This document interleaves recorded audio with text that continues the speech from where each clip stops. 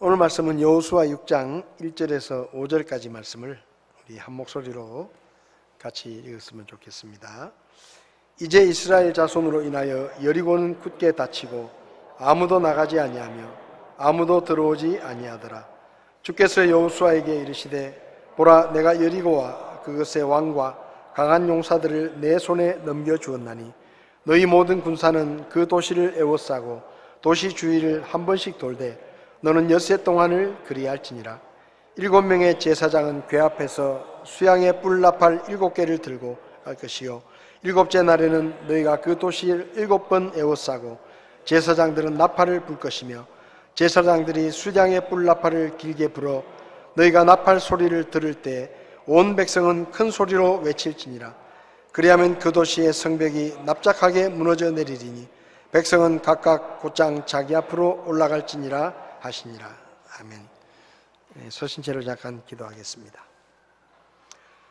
살아계셔서 말씀하시는 하나님 아버지, 우리에게 하나님의 말씀이 기록된 성경을 주시고 그 말씀을 믿고 순종할 때마다 놀라운 축복의 약속들을 우리에게 이루어 주시는 하나님의 은혜를 감사합니다.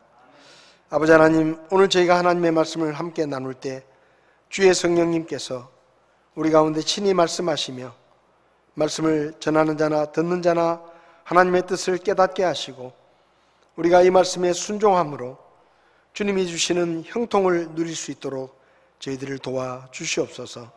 부족한 종을 주님께서 써주시고 오직 하나님의 말씀만 선포되게 도와주시옵소서. 예수님의 이름으로 기도했습니다. 아멘. 자리에 앉으시겠습니다. 주일 오전에 성경에 나오는 많은 사건들 중에 우리가 꼭 알아야 되는 사건들을 함께 나누고 있습니다.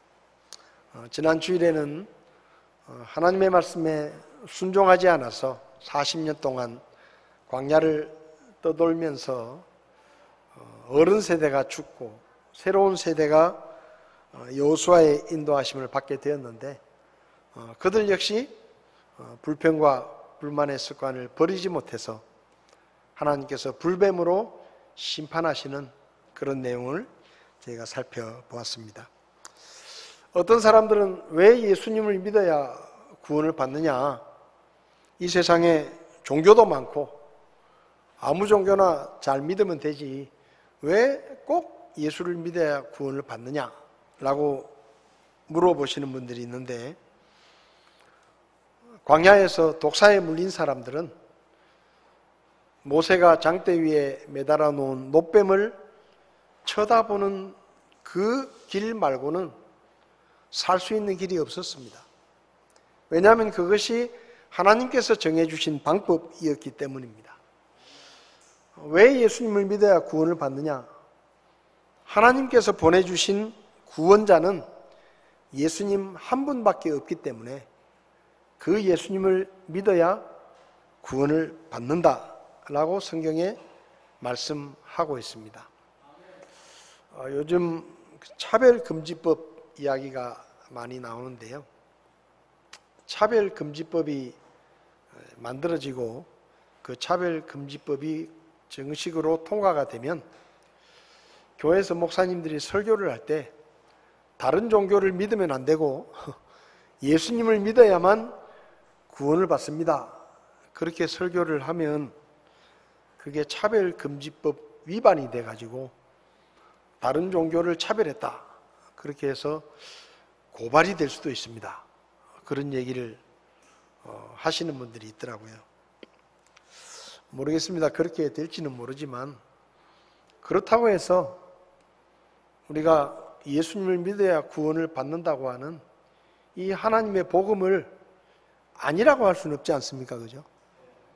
뭐 고발을 당해가지고 벌금을 내든지 뭐 감옥에 붙잡혀 갈지 그건 모르지만 뭐 사도들은 복음 전하다가 감옥에 수도 없이 들락거렸는데 뭐 앞으로 그런 시대가 될지 모르겠지만 그렇더라도 하나님께서 보내신 구원자는 예수님 한 분밖에 없고 사람을 구원하는 복음은 하나님이 보내신 구원자 예수님을 하나님의 구원자로 믿는 그 길 외에는 다른 길이 없다라고 성경은 말씀합니다. 그래서 지난 2000년 동안 교회들이, 그리스도인들이 수많은 핍박과 순교를 당하면서도 이 복음을 타협하지 않고 지켜왔고 이 복음을 전하고 있는 것이죠.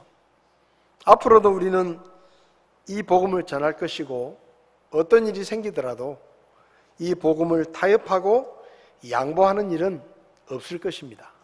왜냐하면 이때까지 그 복음을 통해서 사람들이 구원을 받았고 저와 여러분들도 그 복음 때문에 구원을 받았고 앞으로도 이 복음 때문에 사람들이 구원을 받게 될 것인데 우리가 이 복음을 변질시키거나 타협해버리면 더 이상 사람들이 구원받지 못하게 되는 것이죠. 그래서 예수 그리스도를 믿음으로 구원받는 이 구원의 진리는 변할 수도 없고 변해서도 안 되는 그런 진리의 말씀이다라는 것을 지난 주일에 말씀을 드렸습니다. 오늘은 순종이 습관이 되게 하라라는 제목으로 말씀을 좀 드리려고 합니다. 솔직히 우리는 순종이라는 말을 별로 안 좋아합니다. 왜냐하면 이때까지 수많은 사람들의 말을 들었는데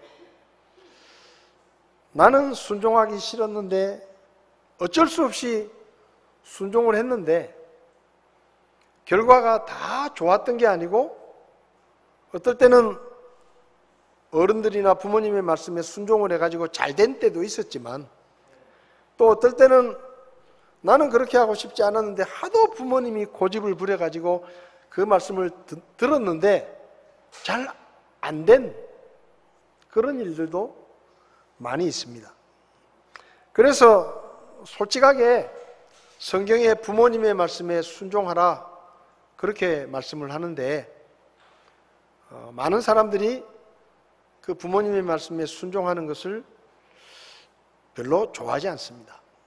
더군다나 요즘 젊은 세대는 자기들이 더 똑똑하다라고 생각하기 때문에 부모님 말씀을 잘 안 듣는 경향이 많은데 근데 여러분 중요한 건 이것입니다. 부모님의 말씀에 순종하는 것이 곧 하나님의 말씀에 순종하는 것입니다. 그래서 부모님의 말씀에 순종하면 혹시 실패할 수 있는데 그게 하나님의 말씀에 순종하는 것이기 때문에 하나님께서 그 실패에 대해서 보상해 주신다고 저는 믿습니다. 그러니까 오늘 제가 순종이 습관이 되게 하라는 이 말씀은 사람들에게는 좀 예외가 있을 수도 있지만 하나님의 말씀을 들을 때는 우리에게 순종이 습관이 되어야 된다는 거예요. 왜냐하면 하나님의 말씀은 틀림없는 말씀입니다. 하나님의 말씀은 절대로 그 말씀에 순종해가지고 손해보는 일이 없습니다. 그래서 하나님의 말씀을 들을 때는 우리가 순종하는 습관이 몸에 배어 있어야 된다. 이집트에서 이스라엘 백성들이 노예 생활을 하다가 해방이 되었는데 가나안 땅에 들어갈 때까지 하나님이 계속해서 가르치신 것이 뭔가 하면 순종이 습관이 되게 하는 것이었습니다. 노예 생활을 하면서 400년 이상을 이집트에서 살았기 때문에 이 이스라엘 백성들에게는 노예 근성이 있었어요. 노예 근성. 그래서 이 노예 근성을 벗어버리고 하나님의 말씀에 순종하는 하나님의 백성으로서의 모습을 회복시키기 위해서 가나안 땅에 들어갈 때까지 하나님은 끊임없이 순종의 훈련을 시키셨습니다. 우리는 믿음과 순종이라는 말을 좀 다르게 생각합니다. 그런데 사실은 성경적인 의미에서 보면 믿는다는 말과 순종한다라는 말은 마치 동전의 양면처럼 뗄래야 뗄 수 없는 하나입니다. 그런데 우리는 그걸 좀 구분해 해서 생각을 해요. 멕시코의 소수민족 중에 쿠이케텍이라는 인디언들이 있습니다. 이 사람들은 아주 오지에 사는 원주민들인데 선교사님들이 이 원주민들에게 복음을 전하기 위해서 선교사님들이 그곳에 선교를 하러 갔습니다. 그런데 거기 있는 원주민들에게 이 성경을 가르치다 보니까 좀 자기들하고 다른 게 하나 있는 거예요. 그게 뭔가 하면 이 원주민들은 믿는다라는 말과 순종한다라는 말을 같은 단어를 쓰는 거예요. 같은 단어를. 그러니까 이게 구분이 없는 거예요. 그런데 선교사님들은 이 믿는다라는 말과 순종한다라는 말을 구분해서 쓰거든요. believe라는 말과 obey라는 말을 따로 씁니다. 그래서 이 선교사님들이 성경을 가르치다가 이게 이제 자꾸 헷갈리는 거예요. 원주민들은 믿는다라는 말과 순종하는 말을 똑같은 말이라고 생각을 하고 선교사님들은 분명히 이게 다르고 그래서 이제 이게 다르다는 것을 가르치기 위해서 믿는다는 말과 순종한다라는 말을 다른 의미라고 설명하면서 순종한다라는 말을 만들어서 주려고 이제 애를 썼습니다. 왜냐하면 그 사람들 말은 똑같은 말이니까. 근데 그렇게 열심히 가르치니까 원주민들이 이 선교사님들을 찾아와서 이렇게 말을 하더라는 거예요. 선교사님, 믿는 것과 순종하는 게 왜 다릅니까? 믿으면 순종하는 거 아닙니까? 그리고 순종한다라는 말은 믿는다라는 말 아닙니까? 우리는 지금까지 계속 그렇게 생각하면서 살아왔는데 왜 선교사님들은 자꾸 그걸 둘로 나누어 가지고 순종하다라는 말을 억지로 만들려고 하시느냐? 믿으면서 순종 안 한다는 말을 우리는 이해할 수가 없습니다. 그렇게 얘기를 하더라는 거예요. 그래서 선교사님들이 가만히 생각해 보니까 그게 맞는 거예요. 믿으면 순종하는 겁니다. 그리고 순종한다라는 말은 믿는다는 말이에요. 여러분, 하나님께서 우리에게 원하시는 믿음은 순종하는 믿음입니다. 믿는다고 말만 하고 행동할 때는 불순종하는 그런 믿음이 아니라 하나님 앞에서 믿음을 고백할 뿐만 아니라 그 믿음의 고백이 실제의 삶 속에서 순종으로 증명되는 순종하는 믿음을 하나님은 우리에게 요구하십니다. 이스라엘 백성들의 문제는 믿는다고 하면서도 순종하지 않는 그런 모습이 자주 보였다는 것입니다. 그래서 하나님께서는 이스라엘의 다음 세대들에게 하나님께서 원하시는 것은 순종하는 믿음이고 믿는다고 하면 순종이 습관이 되어야 된다라는 것을 하나님은 가르치신 것이죠. 여호수아 1장을 보면 이제 모세가 죽고 여호수아가 이스라엘의 지도자가 됐습니다. 근데 여호수아가 지금까지 모세 옆에서 쉽게 말하면 모세의 부관을 하면서 여호수아가 지켜본 이스라엘의 모습은 형편없었습니다. 걸핏하면 불평하고 원망하고 지도자를 죽이겠다고 달려들고 심지어는 다른 지도자를 세워가지고 우리가 이집트로 돌아가자고 얘기를 하고 하여튼 골치 아픈 민족이었어요. 근데 모세가 죽고 하나님께서 여호수아에게 네가 이제 모세를 이어서 저 말도 많고 탈도 많고 불평 많고 정말로 변덕이 죽을 듯하는 저 백성을 네가 데리고 가나안 땅으로 데리고 가라. 그렇게 말씀하십니다. 그러니까 여호수아가 걱정이 되는 거예요. 야, 저 말 더럽게 안 들어먹는 저 백성을 데리고 내가 어떻게 가나안 땅에 들어가겠느냐. 그 훌륭한 모세도 죽을 고생을 하면서 저 백성들을 겨우겨우 데리고 왔는데 나는 모세에 비하면 지도자 깜도 아닌데 내가 어떻게 저 백성들을 데리고 가나안 땅에 들어가겠느냐 하고 속으로 그냥 걱정이 태산이에요.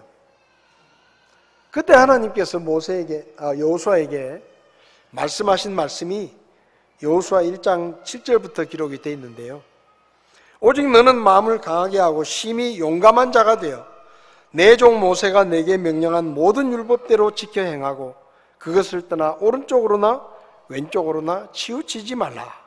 그리하면 내가 어디로 가든지 형통하리라.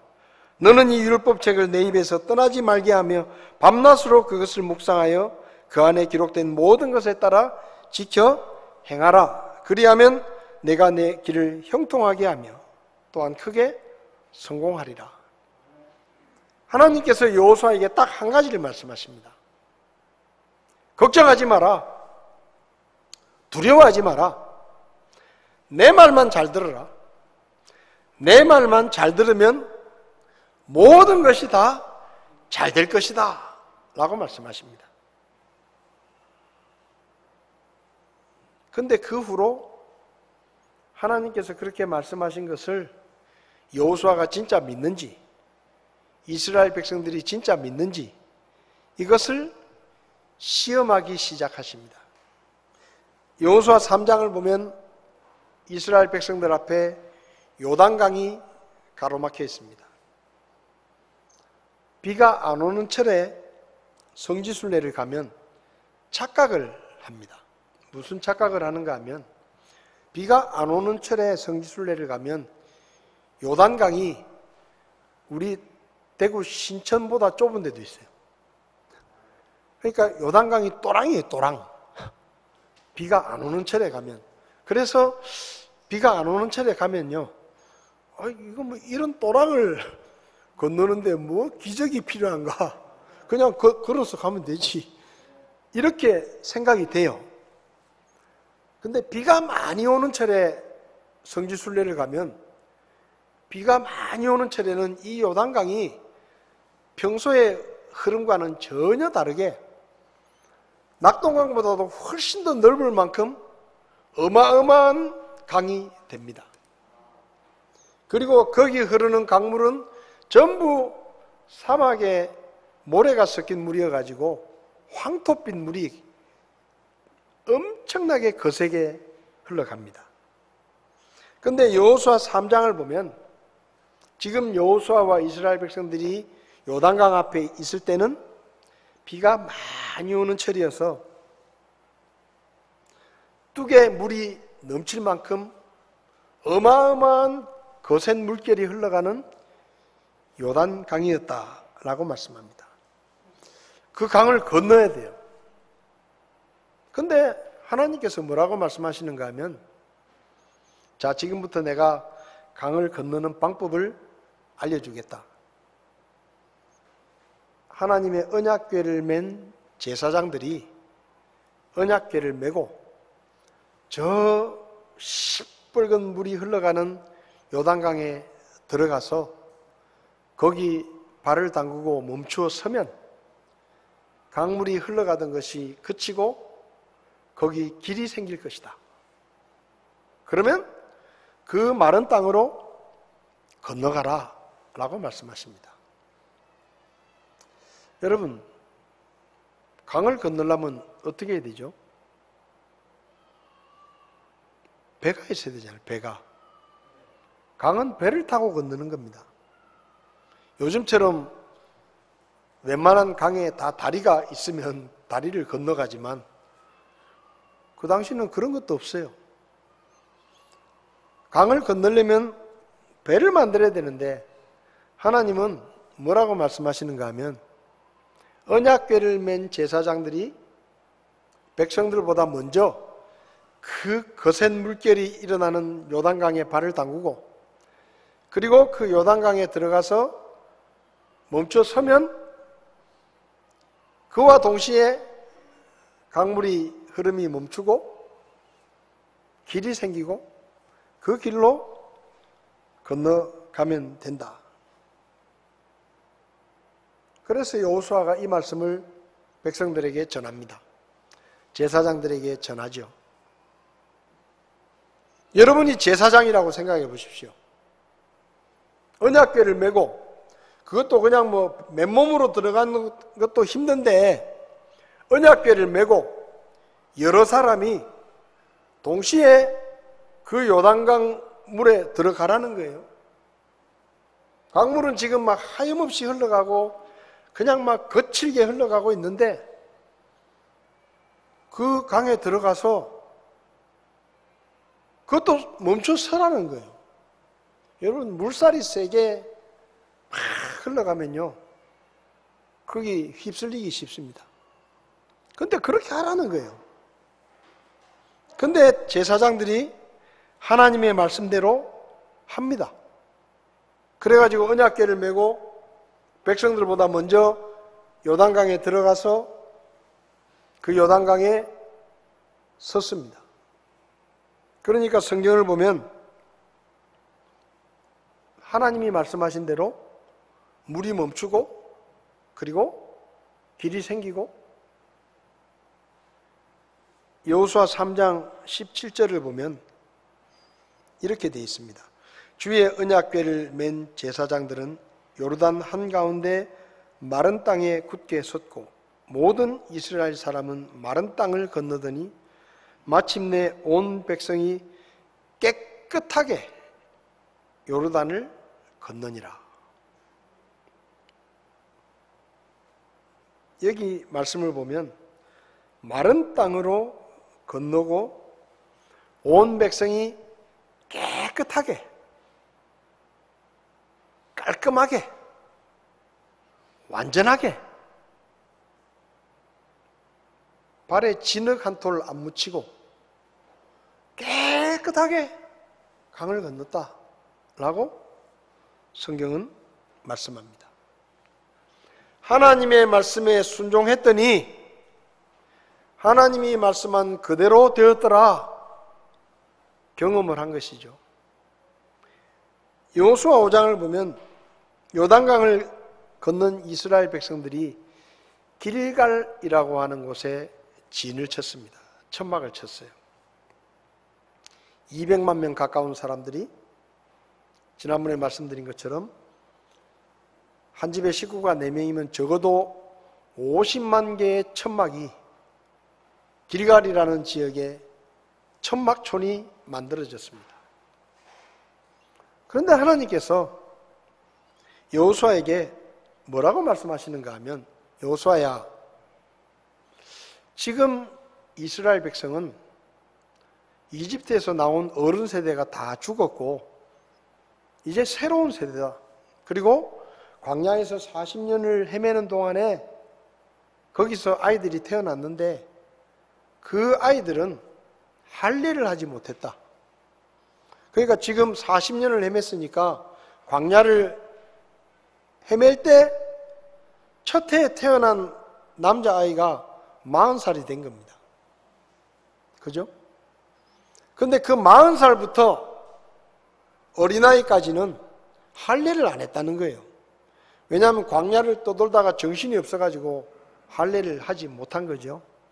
그래서 하나님께서 지금부터 40살 밑에 남자들은 전부 할례를 행해라 라고 말씀하십니다. 여러분 생각해 보세요. 요단강을 건넜습니다. 지금 길갈은 어딘가 하면 여리고에서 3.2km 정도 떨어진 곳입니다. 동북쪽으로 3.2km. 우리 교회에서 대구역까지 거리가 3.4km입니다. 그러니까 우리 교회에서 대구역까지 거리밖에 안 돼요. 그런데 여호수아 5장 1절을 보면 여리고 사람들은 이스라엘 백성들의 소문을 다 들었어요.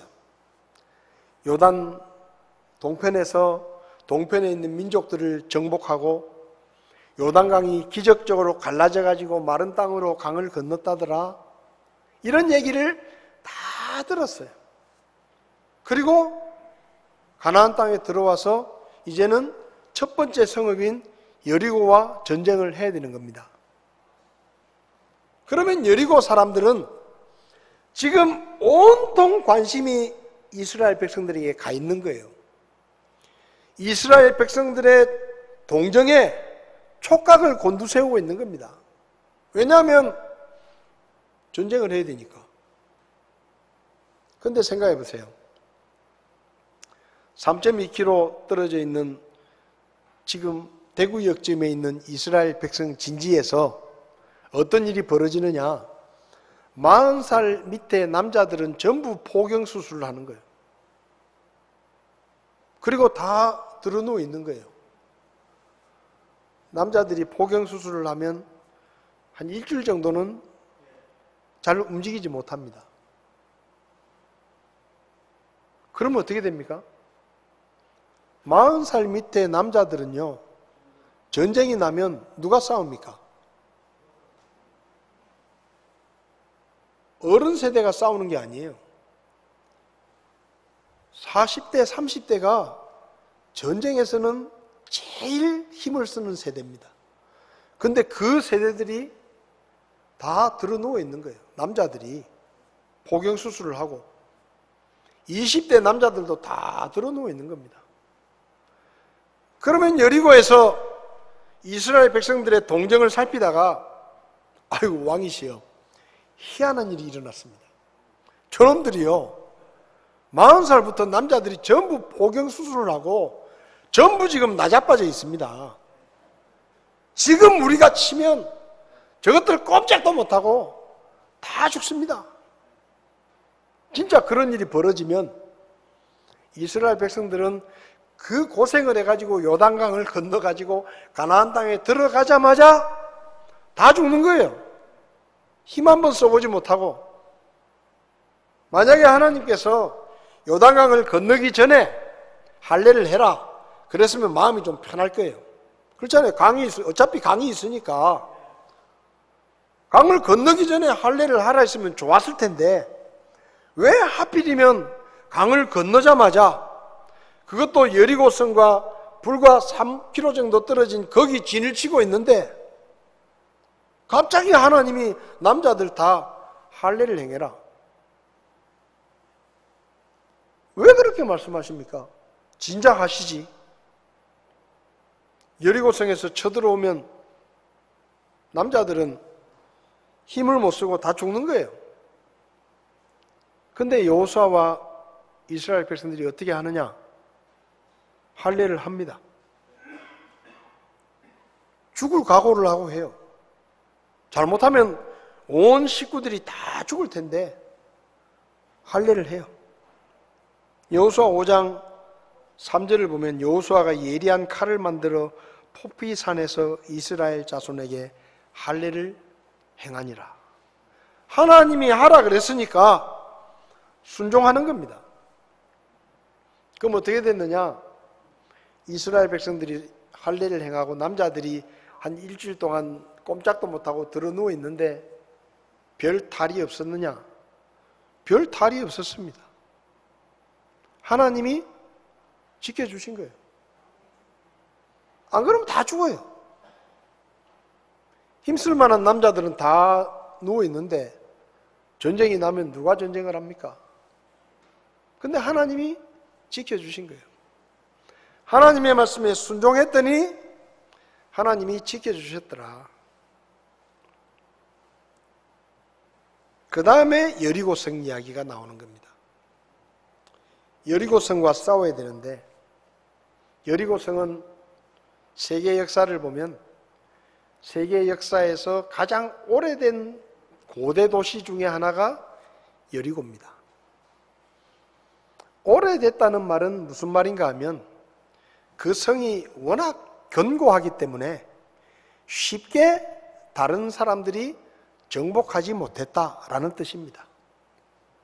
실제로 여리고성은 이중 성벽으로 되어 있고 바깥에서 보면 성벽의 높이가 14m 정도 되는 어마어마한 성이었습니다. 그래서 여리고성과 전쟁을 하려고 하면 적어도 몇 달 아니면 몇 년이 걸려야 전쟁을 하고 그 성을 빼앗을 수 있는 성이었어요.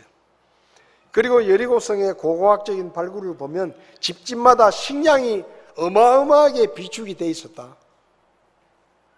그러니까 여리고성은 한마디로 말하면 쉽게 정복할 수 없는 성이에요. 만만한 성이 아니에요. 근데 하나님께서 여호수아에게 작전 명령을 지시하십니다. 자, 요단강을 건널 때 내가 알려준 방식, 그 말에 들어서 잘 됐지? 할례를 하라고 했는데 니들이 불안했지만 내 말을 듣고 할례를 했는데 안전했지? 자, 이제 새로운 명령이다. 여리고를 정복해야 되는데 지금부터 내가 작전 지시를 내리겠다. 우선 대열을 갖추어라. 제사장들이 앞에 가고 군사들이 가고 백성들이 가고 대열을 정해주시고 매일 한 바퀴씩 6일 동안 돌아라.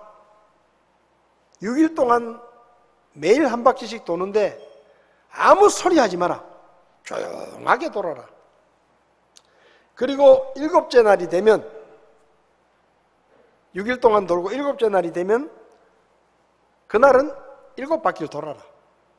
그리고 7바퀴를 다 돌면 제사장들이 나팔을 불고 그 나팔 소리가 들리면 백성들이 전부 다 함께 소리를 질러라. 그러면 그 성이 성경 말씀에 의하면 납작하게 무너져 내릴 것이다. 그러면 백성들은 그냥 자기 앞에 무너진 성벽으로 올라가서 여리고를 정복해라 라고 말씀하십니다. 여러분, 이건요 아이들이 들어도 웃기는 얘기예요. 전쟁을 하려면 칼을 쓰고 활을 쏘고 창을 써야지 전쟁이 되는데 무슨 매일 한 바퀴씩 돌아라? 7째 날에는 7바퀴를 돌고 제사장들이 나팔을 불고 백성들이 소리를 지르면 그 성이 무너질 것이다. 그런데 재밌는 것은 여호수아와 이스라엘 백성들이 그대로 합니다. 그대로 해요. 딱 하나님이 말씀하신 대로 해요. 매일 한 바퀴씩 돕니다. 그리고 마지막 날은 7바퀴를 돌아요. 6장 11절을 보면 이와 같이 주의 괴가 그 도시를 한 번 돌고 에워싼 뒤에 그들이 진영으로 돌아와 진영에 머무니라. 14절에 둘째 날에도 그들이 도시를 한 번 에워싸고 진영에 돌아왔으며 그들이 엿새 동안을 이와 같이 행하니라. 하나님이 말씀하신 그대로 하는 거예요. 15절에 7째 날에 그들이 날이 셀 무렵에 일찍 일어나 7째 날에는 새벽에 일어납니다. 왜? 7바퀴를 돌아야 되니까. 시간이 많이 걸리니까. 같은 방식으로 하나님이 말씀하신 그대로 도시를 7번 에워쌌는데 그날에만 그들이 도시를 7번 에워쌌더라. 7번째 제사장들이 나팔을 불매 여호수아가 백성에게 이르되 외치라. 주께서 도시를 너희에게 주셨느니라. 20절에 제사장들이 나팔을 불매 백성이 그렇게 외치니라. 백성이 나팔 소리를 들을 때 크게 소리질러 외치니 성벽이 납작하게 무너져 내리므로 백성이 각각 곧장 자기 앞으로 나아가 도시로 올라가 도시를 점령했다. 하나님의 말씀에 순종했더니 승리했더라. 근데 문제는 여호수아 7장입니다. 여리고성에서 승리했습니다. 아이성이라고 하는 성이 있었는데 그 성은 여리고성보다 적은 성이었습니다.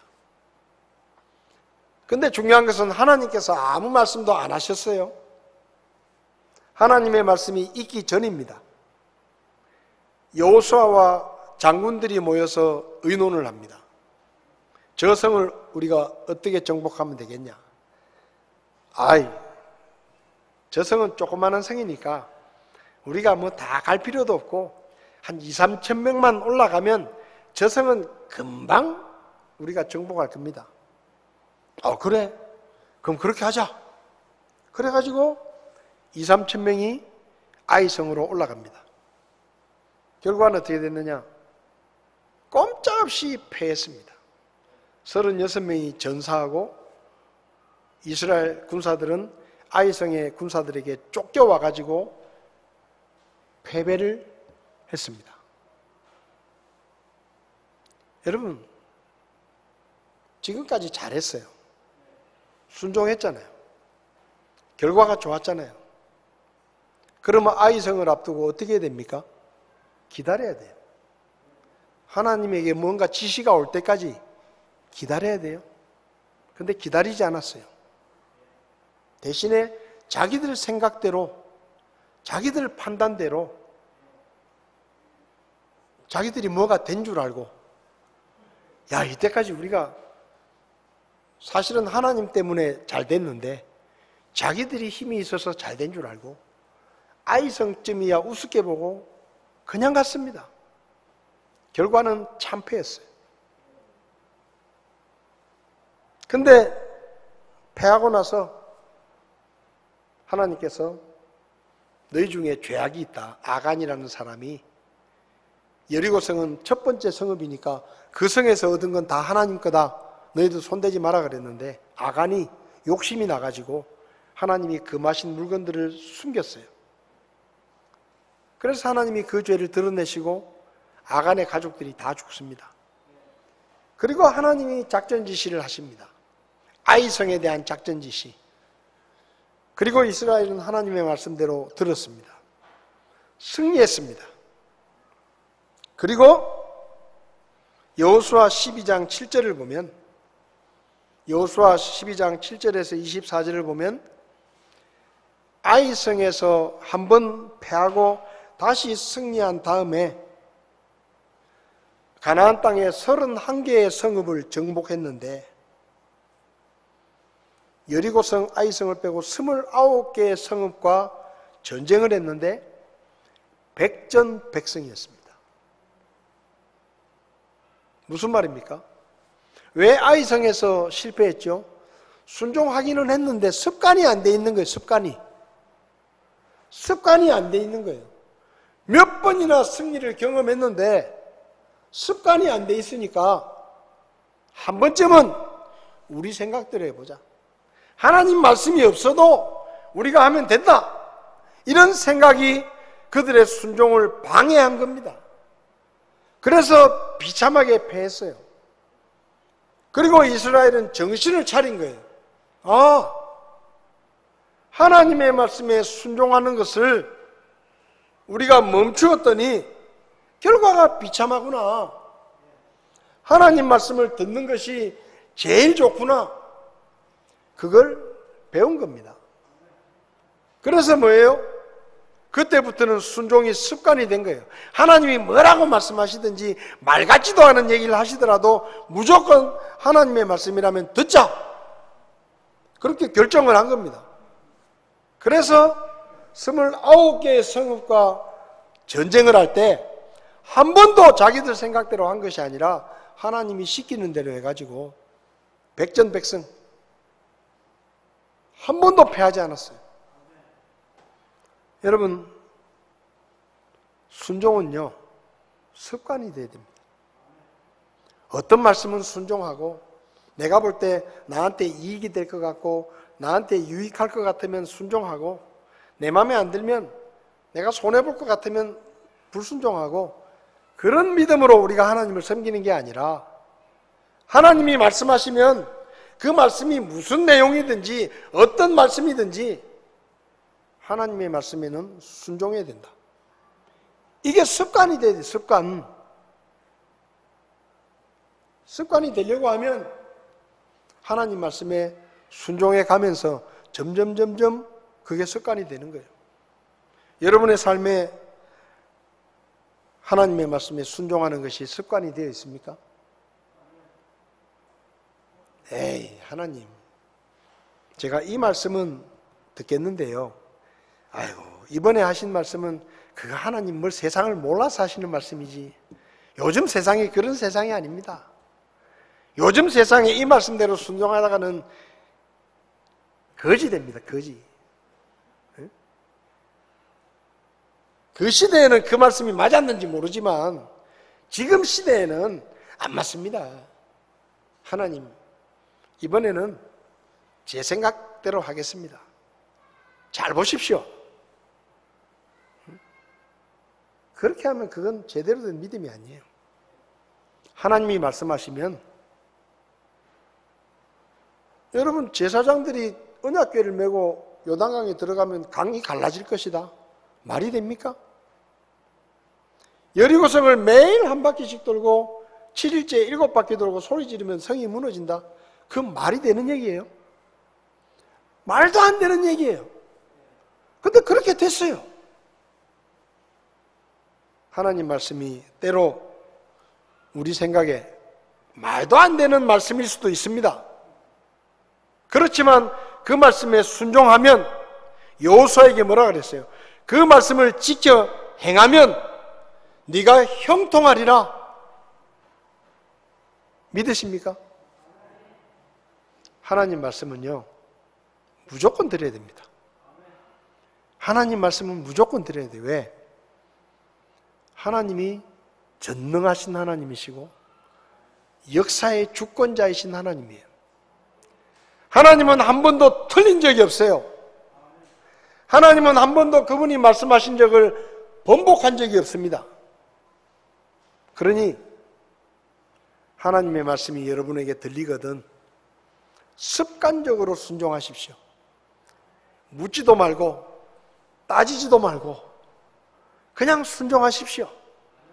그러려니 하고 하나님 말씀은 무조건 들어야 된다라고 생각하고 순종하면 요단강도 갈라지고 여리고도 무너지고 하나님께서 우리를 지켜주시고 승리하게 하실 것입니다. 여러분의 삶에 순종이 습관이 되면 백전백승 우리의 삶에서도 그렇게 될 것입니다. 지금부터 하나씩 하나씩 순종해 보십시오. 그 순종이 쌓이다 보면 습관이 될 것입니다. 그리고 우리는 어느 날부터 하나님이 말씀하시면 묻지도 말고 따지지도 말고 그 말씀대로 행하는 성숙한 성도의 모습을 갖게 될 것이고 그러면 우리의 삶이 형통하게 될 것입니다. 기도하시겠습니다. 다 눈을 감으십시오.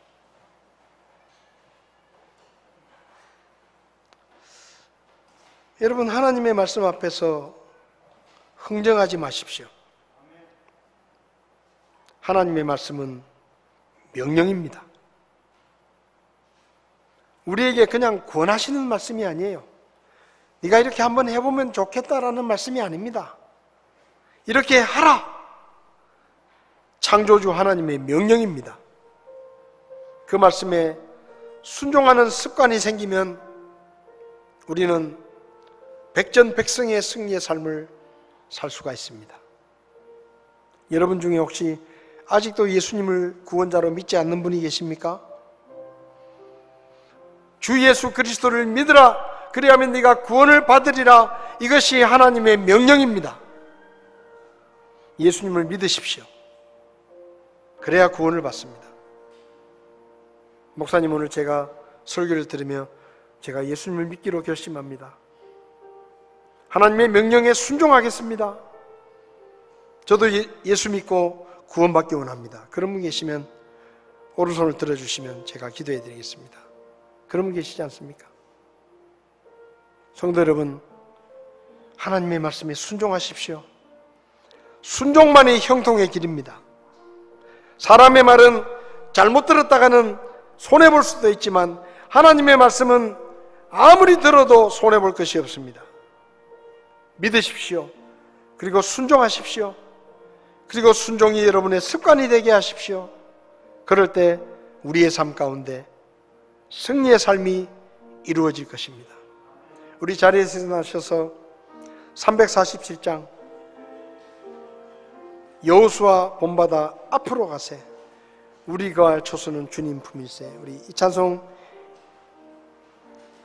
1절 2절 찬송하시겠습니다.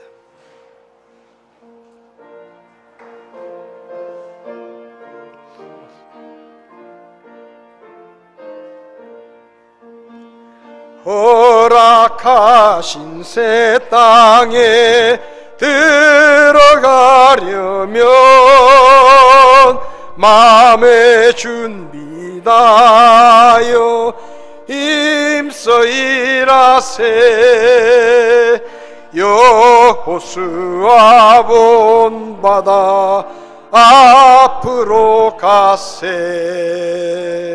우리 거할 저소는 주님 품일세. 시험 만난 당에도 낙심 말고서 마음의 걱정 버리고 힘써 일하세. 여호수아 본받아 앞으로 가세. 우리 거할 저소는 주님 품일세. 잠시 찬송 멈추시고, 하나님, 제가 순종하기 원합니다. 말씀을 의심하지 않고 하나님을 믿고 순종하기 원합니다. 저의 삶에 순종이 습관이 되기 원합니다. 저에게 믿음을 더해 주십시오. 하나님 앞에 기도하시기 바랍니다. 하나님, 제가 어떤 말씀이든지 순종하겠습니다. 제 생각에 좋아 보이든 나빠 보이든 손해를 볼 것 같은 그 말씀도 순종하겠습니다. 하나님, 저에게 순종할 수 있는 믿음을 주십시오. 그래서 제 삶의 순종이 습관이 되게 해주십시오. 기도하시기 바랍니다.